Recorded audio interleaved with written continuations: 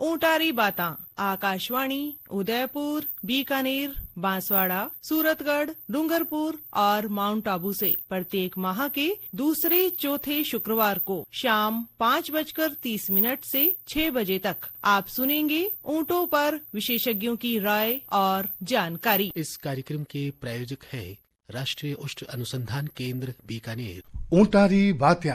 ऊंटारी बात्या कार्यक्रम सुनने वाला से ऊंट पालक भाई ने ओम जी भाई और ओम जी भाई रा मोकड़ा राम राम राम राम सा राम राम ओम जी भाई राम राम। देखो 15 से 45 शुद्ध वैसाख सुमेर और थावर बीज थर पियो बीके बीकानेर। हाँ तो भाई देखो साहब बीकानेरी स्थापना आपा सगला बीकानेर वासी काल मना ली। हाँ बड़े ही धूमधाम से बिल्कुल सा।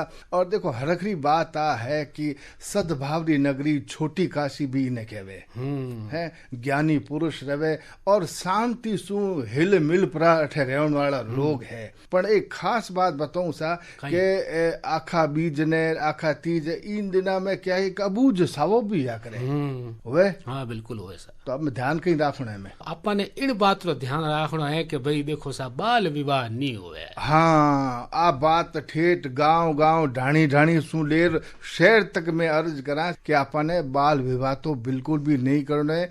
जे जिद समय आवे भी समय में आपा ने व्यायाम करना है। देखो टाबरिया रो वो वक्त वे खेलन कूदन रो पढ़न रो और बी बेड़ा आपा कोई जिम्मेदारी दे दिया तो न्याय को नहीं वैसा। तो एड़ो अब आपा ने काम नहीं करना बिया ने पूरो खेलन रो मौको दियो सा। पूर्ण बिया ने खेलन रो अवसर दो, पढ़न रो अवसर दो, बिया ने पगा में खड़ो होने रो अवसर दो और ब्याह वे जगह बखत पर करो। और जनी तो देखो सा आप बाणो जुगो गणगोर त्योहार है नी वो भी गीतले रे माने क्या करे कि भी खेलन दो गणगोर। तो आ उम्र तो सा खेलन री कूदन री पढ़न री लिखण री और बढ़न री होया करे। हाँ हाँ हाँ। और साथ साथ देखो सा अबार इन आखा बीज और आखा तीज दिनारे माने किन्ना डागले पर घणई उड्डिया करे। हाँ भाई किन्ना तो खूब उड़े। हाँ मांझा काम है ना लो जिको देखो मनुष्य ने भी नुकसान हुए पशु पक्षी ने भी नुकसान हुए एडो काम नहीं करना ऐसा। वो एक आनंद रो त्योहार है, खुशी रो त्योहार है, पतंग उड़ाओ सा पर एड़ा काम ना करो। देखो सा जीवन जो मिलिया है नी आपा ने और देखो सा अनमोल है। हाँ। तो इनरी कदर और इनरी सार संभाल तो आपा नहीं राखनी पड़सी आपा ने खुद री और दूसरी भी। हाँ देखो बा खुशी कहीं काम रही जिको के ने जन हानि हुए है के नुकसान हुए। मैं तो देखो सौगंध खा रखी है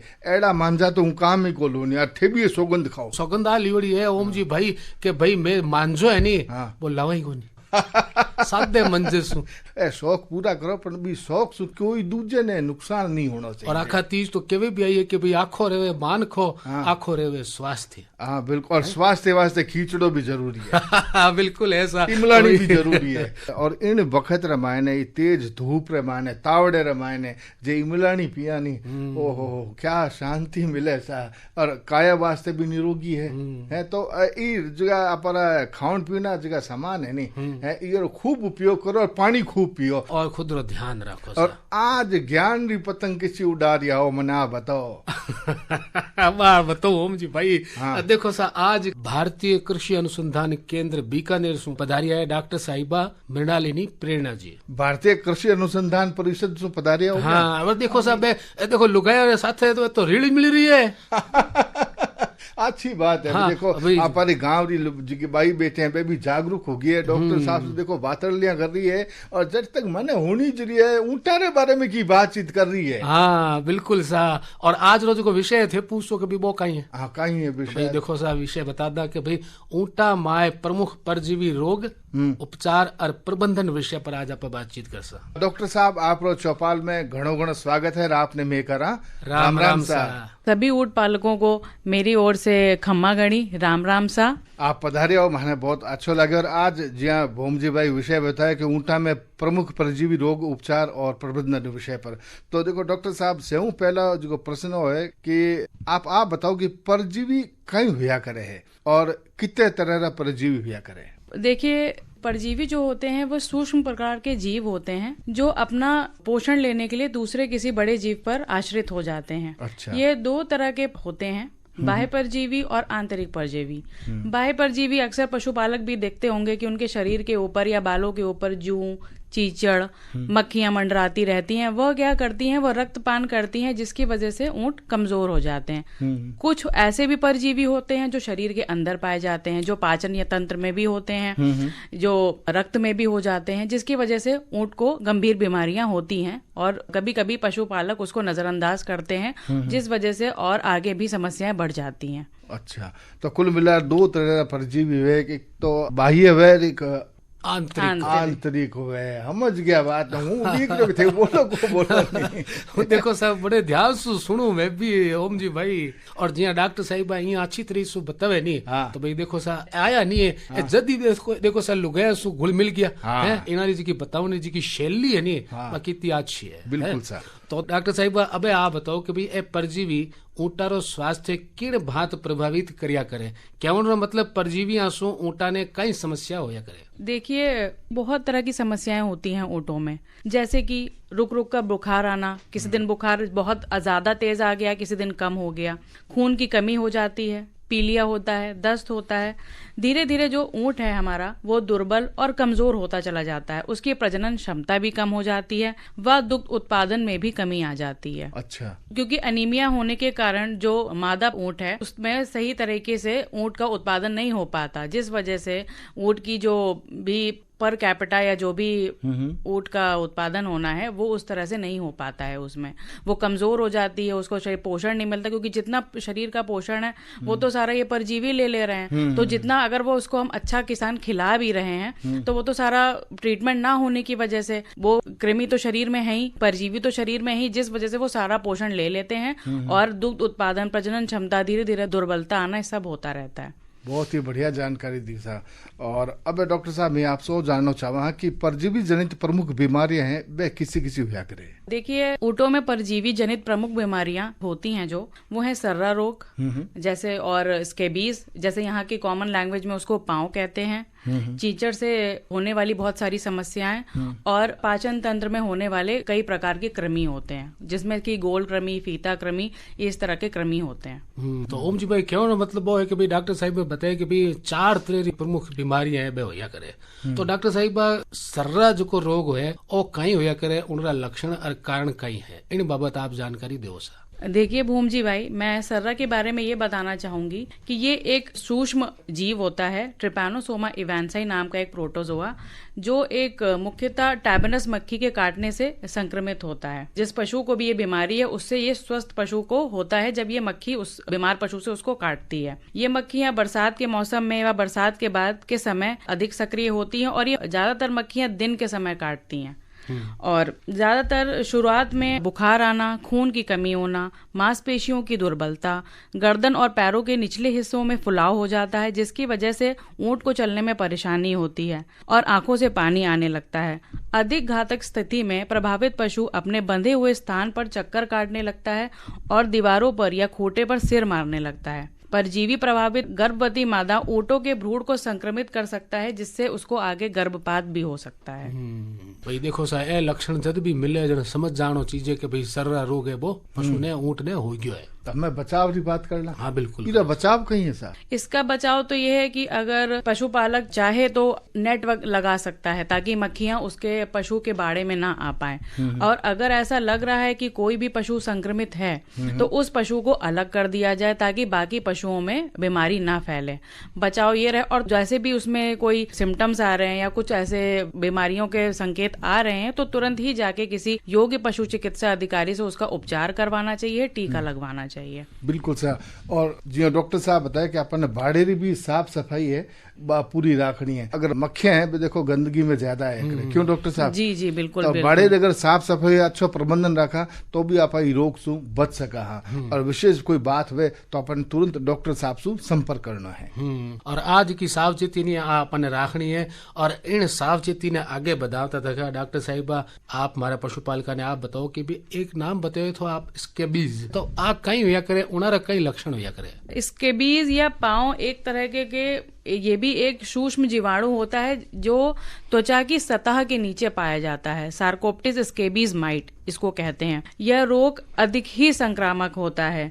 ये गर्मियों की तुलना में सर्दियों में ज्यादा पाया जाता है, और जैसे कि भीड़ भाड़, खराब प्रबंधन या पशु को या ऊंट को कोई अन्य रोग है जिसकी वजह से ये और ज्यादा बढ़ जाता है। ये बीमारी जो है बछड़ों में कम और जो है बड़े पशुओं में ज्यादा पाई जाती है। प्रारंभिक अवस्था में जो होते हैं घाव वो चेहरे और बगल में आमतौर पर पाए जाते हैं, लेकिन जैसे ही इन्फेक्शन ज्यादा दिन तक रहता है, उसका कोई उपचार नहीं होता है, उस वजह से सिर, गर्दन और पार्श्व भाग में भी ये इस तरह के प्रभावित होते हैं और उसमें तीव्र खुजली और जलन होती है। तीव्र खुजली और जलन होने के कारण ओम जी भाई ये होता है कि पशु बार बार इधर उधर अपने शरीर को रगड़ता है दीवार से या कोई भी उसे हार्ड चीज मिलती है, और वो खाने में बिल्कुल ध्यान नहीं देता। अब खाने में तो ऊंट ध्यान दे नहीं रहा, तो इस वजह से वो उसमें धीरे धीरे वो कमजोर हो जाएगा, दुर्बल होता जाएगा, और उस वजह से उसमें और सारी बीमारियां आ जाएंगी जो कि और उसके कंडीशन को खराब कर सकती हैं। तो उसका उपचार करना बहुत जरूरी है। बिल्कुल साहब, जो लक्षण बताया कि वो भीतरे पेड़ रहे कट्ठे भी आप शरीर रगड़े तो समझ जाना चाहिए, और खान पान में जो वो रुचि नहीं ले रही है, अनमनो सो रहे तो आपने संभल जाना चाहिए कि पशु ने कोई न कोई बीमारी है, आपने तुरंत डॉक्टर साहब से संपर्क करना है। अब डॉक्टर साहब इन्हें बचाव री बात करना, उपचार री बात करना, तो जैसे हम नहीं जा पा रहा है कोई पशुपालक, तो अगर नीम, तो जैसे यहाँ बीकानेर में बहुत सारी है, नीम की डंडियों को तोड़ लें आप, खूब सारा एक पानी किसी ड्रम में ले लें और उस नीम की पत्तियों की डंडी समेत उसको रात भर भिगो दें, और कोशिश करें कि सुबह सुबह उसी नीम के पानी से ऊंट पे छिड़काव कर दें, नहला दें। अगर आप लगातार भी इसी प्रक्रिया को करते रहेंगे तो धीरे धीरे ये समस्या कम हो जाएगी। ये एक नेचुरल तरीका है। उसके अलावा तो टीका लगता है आइवरमेक्टिन का, हर 3 महीने में आप 6 महीने में लगवा सकते हो, जिससे ये समस्या कम हो जाती है। या अमित्राज वगैरह का भी हम ट्रीटमेंट दे सकते हैं। तो वो टीका नियमित लगे या रोग वजह लगे? ये टीका नियमित भी लगता है, क्योंकि जब ये टीका नियमित लग जाता है तो इससे और भी बीमारियां नहीं होती। मतलब जैसे कि जो जूं लग जाती हैं या मक्खियां मंडरा रही हैं या फिर ये चींचड़ हो जा रहे हैं, तो वो जब टीका लग जाता तो ये समस्याएं भी धीरे धीरे कम हो जाती हैं। तो मेरा तो ये कहना है कि अगर पशुपालक के पास ये सुविधा है कि वहाँ पे कोई एक पशु चिकित्सक है, योग्य पशु चिकित्सक है, वहाँ पे सारी दवाइयाँ उपलब्ध हैं, या पशु शिविर कोई इस तरह का लग रहा है, तो वो जाके अपना टीका नियमित रूप से लगवाता रहे, ताकि ये समस्या हो ही ना। बिल्कुल सर, बहुत बढ़िया जानकारी दी। और कार्यक्रम नियमित और रुचि से सुनता रहे, इन खातर आप गीतड़ो भी सुना दें। हाँ बिल्कुल, वो तो जरूरी हो यार। सो गीतड़ो।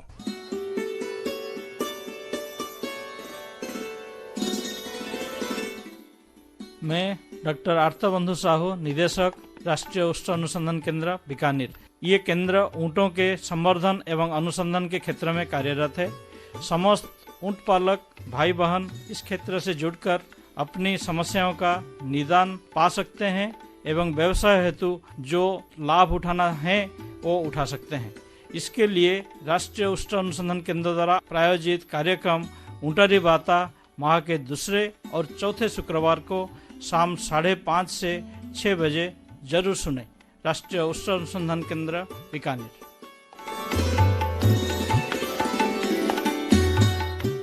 इन बेड़ा आपसे सुन रहा हो आकाशवाणी बीकानेर ढोला मारू चैनल की प्रस्तुति ऊँटारी बात्या। और आज चौपाल में जानकारी देवन सारू पधार्या है डॉक्टर मृणालिनी प्रेरणा। आप वैज्ञानिक है, भारतीय कृषि अनुसंधान परिषद, राष्ट्रीय उष्ण अनुसंधान केंद्र बीकानेर में। और आज आप बातचीत कर रहे हैं ऊँटा माए प्रमुख परजीवी रोग, उपचार और प्रबंधन विषय पर।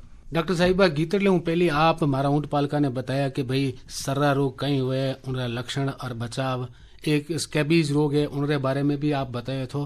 एक डॉक्टर साहब चीचड़ है वो आम पशुआरे होया करे और उनसे जुड़ी बीमारियां भी उन्होंने खूब परेशान करे, तो ये बीमारियां कहीं होया करे, इन बाबत आप लक्षण और इनका कारण बताओ सर। चीचड़ देखिए अक्सर बाड़ों में हो जाते हैं जिसपे पशुपालक ध्यान नहीं देते, तो इस वजह से ये छुपे हुए जो भी बाड़ों में जगहें होती हैं, ये जो चीचड़ें होती हैं ये वहाँ अंडे दे देती हैं, जिस वजह से वो धीरे धीरे और बढ़ते चले जाते हैं और इनकी संख्या जो है ऊँट में बढ़ जाती है। आपको पता भी नहीं होगा ओम जी भाई कि एक जो चीचड़ होती है वो कम से कम 1 से 2 मिलीलीटर खून पी लेती है। तो आप ये सोच लीजिए कि अगर 10 भी चीचड़ एक ऊँट के या ऊँटनी के लगे है तो उसके दुग्ध उत्पादन में कितना कमी होगा, उसकी प्रजनन क्षमता में कितनी कमी हो जाएगी और वो कितना दुर्बल होता जाएगा। तो इस वजह से जो है सीवियर एनीमिया होता है चीचड़ की वजह से। और उसके सिवा ये और भी बहुत सारी बीमारियां हैं जिसको फैलाती है, जैसे कि बबेशिया, एनाप्लाज्मा, थिलेरिया, जो इसके कारक हैं और इसको ऊँटों में या और जीवों में भी इसको ये फैलाती है। तो इसका हमें उपचार करना है। चीचड़ का तो मैं ये बचाव बताना चाहूंगी कि पहले तो टीकाकरण जो मैंने पहले बोला इसके बीज के लिए, उसके सिवा नियमित तौर पे हमें जो है साफ सफाई बाड़े की रखनी है। हमको ये नहीं सोचना है कि सिर्फ हमने पशु पे ही कीटनाशक लगा दिया या छिड़काव कर दिया तो हमारा काम हो गया। नहीं, हमको जो पशु बाड़ा है जहाँ पे पशु हमारे रह रहे हैं उस पे भी हमें छिड़काव करना है। और छिड़काव करते समय ध्यान रखना है कि ऊँट उस समय ना हो जब वो चरने जाए, उस समय हम छिड़काव कर दें। तो जो भी चीचड़ जो शरीर में से उतर जाते हैं सुबह के समय अंडे देने के लिए, वो सब उसी समय नष्ट हो जाएंगे। डॉक्टर साहब, एक कृमि सु जनित यानी कि कृमि सु जुड़ी जी की बीमारियां होया करे, बे कहीं होया करे, उनका कारण और बचाव बाबत आप जानकारी दो सर। देखिए, जो कृमि की जो भी बीमारी होती है ऊँट में, इसका सबसे बड़ा कारण तो ये है कि हम उनका जो पोषण है वो बहुत ही पौष्टिक आहार उन्हें नहीं देते। हमको ये उन्हें कोशिश करनी चाहिए कि जो घास, फलियां, झाड़ियां जो उच्च गुणवत्ता वाले हैं उस चारे को उन्हें प्रदान करना चाहिए। उसके सिवा जैसे कि सांद्र चारा दे सकते हैं, हम उन्हें प्रोटीन की मात्रा बढ़ा सकते हैं, जैसे कि जौ, चना, मोठ जो यहाँ पे अमूमन पाया जाता है वो हम दे सकते हैं। उसके सिवा पशुपालक कभी कभी इस बात को ध्यान नहीं देते, हमें कभी कभी उन्हें नमक ब्लॉक भी देना चाहिए ऊँट को। इससे उनमें क्या होता है, जब उनमें शरीर में इलेक्ट्रोलाइट बैलेंस पूरा हो जाता है तो उनमें एक पाइका नाम की एक बीमारी होती है, वो उनमें नहीं उत्पन्न होती। अब पाइका क्या होता है? पाइका में ये होता है कि जो ऊँट जो है ना इधर उधर दीवार चाटता है, कभी कंकड़ खाता है, पत्थर खाता है, तो जब ये कंकड़ पत्थर गंदी चीजें खाने लगता है उस वजह से ये परजीवियों का भी संक्रमण हो जाता है। तो इस परजीवी के संक्रमण को भी हम रोक सकते हैं। जी जी, बहुत बढ़िया जानकारी दी सर। और अब एक चीज और जाननी चाहो कि इन परजीवियों से बचाव किन बात करीजे? परजीवियों का बचाव ओम जी भाई, देखिए इसके कई तरह के हम प्रबंधन कर सकते हैं। इसमें तो सबसे पहला जो है हमारा वो चारा का प्रबंधन है। जैसे घुमंतु पद्धति हमेशा हमें अपनानी चाहिए। ऐसा नहीं कि पशुपालक जो है बार बार एक ही चारागाह में जा रहे हैं, आप चारागाह बदल बदल के लेके जाइए ताकि जिसमें अगर जो भी परजीवी हैं वो उनमें ना उनका संक्रमण हो। कोशिश हमें ये करनी चाहिए कि जो बड़े पशु हैं और छोटे पशुओं को अलग अलग चरवाना चाहिए। अगर कोई स्वस्थ पशु है और बीमार पशु है उनको कभी एक साथ नहीं चारागाह ले जाना चाहिए। कोशिश करें कि उनका समय थोड़ा सा अलग हो। दूसरा हम ये कर सकते हैं कि हम उनका आवास प्रबंधन कर सकते हैं। जैसे मैंने अभी थोड़ी देर पहले चीचड़ के उसमें बचाव के उपचार में बताया ही कि हमेशा हमें साफ सफाई रखनी चाहिए। कोशिश करें कि जो भी उनके बाड़े में एक ढलान होनी चाहिए, जैसे पानी निकल जाए, पानी का ठहराव नहीं होना चाहिए, मक्खियां वगैरह ना पनपने पाए। गोबर नियमित तौर से साफ करते रहिए और उसको दूर कहीं हटा देना चाहिए। उसके सिवा बाकी जैसे हमारा कोई गड्ढे वगैरह हो गए हैं या कुछ भी है तो उसको पक्की किसी सीमेंट वगैरह से में कोई भी गड्ढा नहीं रहना चाहिए, क्योंकि जितनी ये चीचड़ वगैरह ये सारे वहीं अंडे देती हैं। उसके सिवा हम ये कर सकते हैं कि कीटनाशक, जैसे मैंने पहले बताया कि कीटनाशक का छिड़काव रेगुलर मतलब 2-3 महीने में करते रहना चाहिए। ऊँटों में टीका लगवाते रहें और यही इसका मेन उपचार है। बहुत बढ़िया सा। जी हाँ, देखो डॉक्टर साहब बताया कि चारागाह है वो एक ही नहीं रखना चाहिए, बदल लेना चाहिए। दूसरा, छोटा और बड़ा पशु है ये भी एक के साथ नहीं जाए। जे कोई बीमार पशु है तो मेरा आवाज थोड़ा सी अलग होना चाहिए। दूसरी बात है कि ढलान है वह बाड़े मायने होनी जरूरी है ताकि वो जिको भी गंदो पानी है वो बेपरो आगे निकल जाए। और साफ सफाई अपने पूरी ध्यान रखनी है और कीटनाशक रो उपयोग अपने नियमित रूप से करना है। और जे यांगली अपने लक्षण दिखे तो जो डॉक्टर साहब बताया कि नीम रो जो पानी है नीम ने भिगो दो मैंने रात फिर सुबह मैंने छिड़काव कर दो ऊँट पर, तो इससे भी थोड़ी काया में थोड़ी सी शांति मिल सके, आराम मिल सके। छोटी छोटी बातें आप खुद कर सका। अगर आप नियमित ये चीजा ध्यान रखा तो परजीवी आप पनपे ही को नहीं, बस जागरूक रहने की आवश्यकता है। और जागरूक तो ओम जी भाई आपना जो ऊँट पालक भाई यानी बे हमेशा सु रहता ही आया है। हाँ। और इन परिणाम भी वही है कि भाई देखो सा ऊँटारे माए जी की होने वाली बीमारी यानी उनारे मायने कमी आई है। और अब चलती चलती बेड़ा एक बात और पूछनी चाहूँ डॉक्टर साहब, ए परजीवी रोग ऊँटा सु मनुष्य में भी हो सके है कहीं जे फैले तो ऊँट पालक ने कहीं सावधानियां रखनी चाहिए? जी हाँ, बिल्कुल। लोगों को लगता है कि ऊंट से मनुष्य में कोई बीमारी नहीं हो सकती, लेकिन जिसके बारे में मैंने बताया, पाँव सार्कोप्टिस स्केबीज माइट से जो होती है वो मनुष्य में भी हो सकती है। कभी कभी जो पशुपालक है, किसान है, वो नहीं जानते, दूध दूहते समय वो लोग अच्छे से दूध दूहने के बाद अपने हाथ नहीं धोते हैं, या अगर उनके पास सुविधा है तो वो ग्लव्स भी पहन सकते हैं। अगर किसी ऊंटनी को या इस तरह की बीमारी है तो दूध दूहने से पहले आप ग्लव्स पहन लो, और नहीं आपके पास ग्लव्स हैं तो आप अपने हाथ को अच्छे से साबुन से रगड़ के धो लें। और तीसरा तो यही है कि भाई आप उसका टीकाकरण करवाएं नियमित रूप से, तो ये समस्या नहीं होगी। और अगर ऐसा मनुष्य को लगता है कि मुझे इस तरह की बीमारी हो गई है, क्योंकि हाथों में खुजली और ज्यादातर जो उंगलियों के बीच की जगहें हैं उसमें अत्यंत खुजली और जलन होती है, तो तुरंत उन्हें डॉक्टर से परामर्श ले लेना चाहिए। बिल्कुल सावधानी आपने राखनी है। और देखो सा कि भाई डॉक्टर मृणालिनी प्रेरणा जी इन तरह से समझा रही है अपार ऊंट पालका ने, तो भाई उनारी प्रेरणा लेर परा हमारा जगह ऊंट पालक भाई है नी जरूर इनरो लाभ लेसी। भूम जी भाई देखो, आज कार्यक्रम में माने पाने बहुत ही अच्छी जानकारी मिली, पर साथे साथे अब देखो घड़ी इशारो करने लग गई है। और देखो सा कह भी करे नी कि भाई जब समय है उनरी कदर अगर इंसान करे नी तो भाई देखो सा मेरी प्रगति भी आगे होती रहे। बिल्कुल सर। तो भैया आज चौपाल में जानकारी देने सारू पधार्या डॉक्टर मृणालिनी प्रेरणा, आप वैज्ञानिक है, भारतीय कृषि अनुसंधान परिषद, राष्ट्रीय उष्ण अनुसंधान केंद्र बीकानेर में, और आज आप बातचीत करी ऊंटा माए प्रमुख परजीवी रोग उपचार और प्रबंधन विषय पर। डॉक्टर साहब आप चौपाल में पधार्या और माने इतनी अच्छी बढ़िया जानकारी दी, इन सारू मैं आपने करा धन्यवाद, और आपने मैं करा राम राम सा। राम राम सा जी, ओम जी भाई और भूम जी भाई, राम राम सा।